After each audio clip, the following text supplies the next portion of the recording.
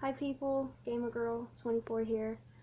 I just want to make this video. This might be a long video, so yeah. Um,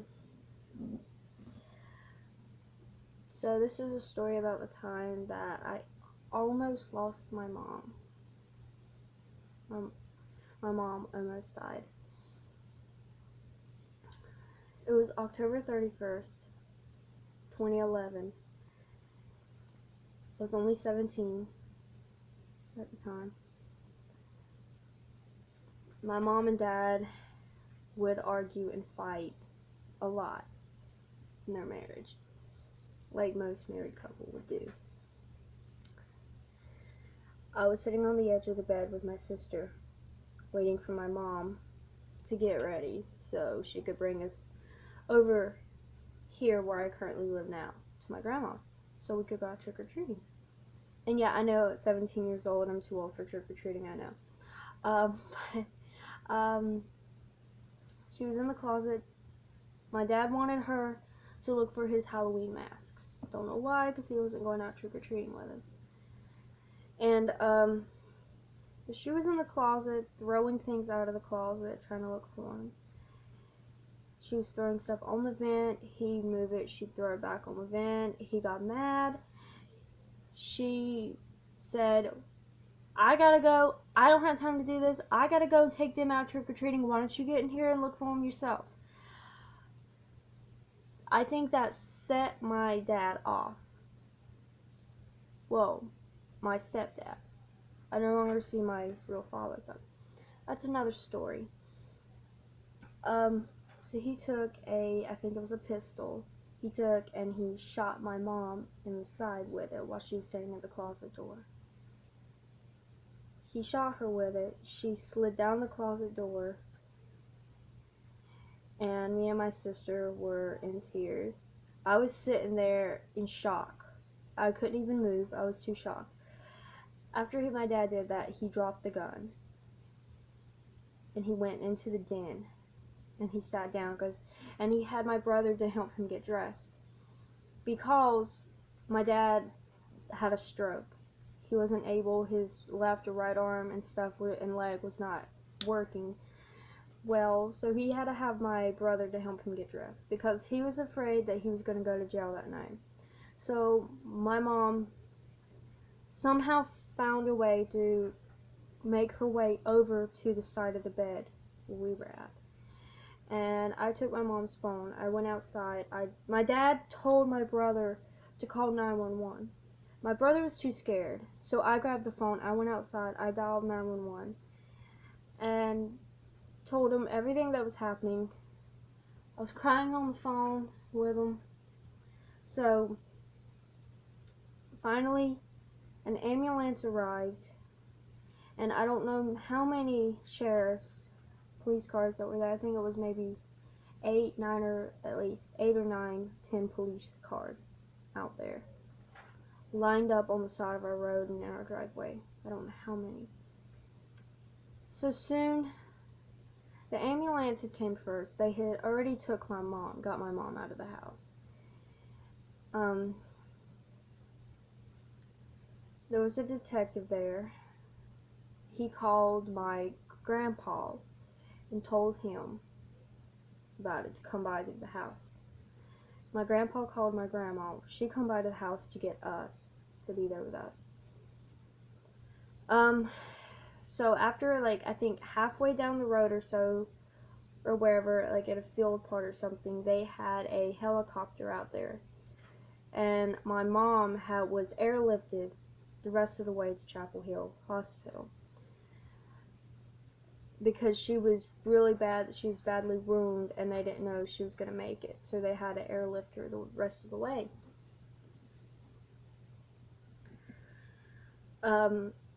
So there were a few police officers and the detective that was in the living room with me and my brother-in-law. There were 3 or 4 police officers in the den with my dad. My grandpa was pissed. He wanted to kill my dad, my stepdad. He was mad as hell. I don't know how many police officers it took to hold my grandpa back because he wanted to kill him. I was upset, so crying. So finally, we left. My grandma took the rest of us back here. I cried my eyes out.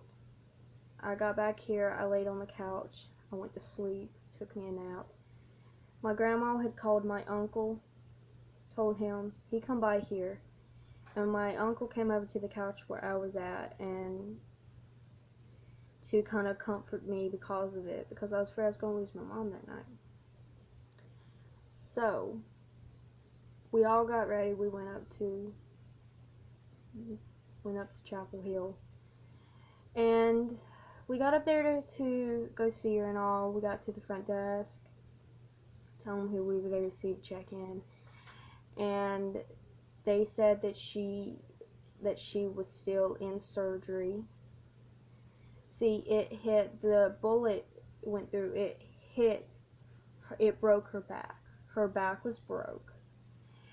And it said that, I think it messed up one of her kidneys from all the gunpowder and stuff. She had a lot of gunpowder. It ruined her kidneys. I think she had to have one of them taken out.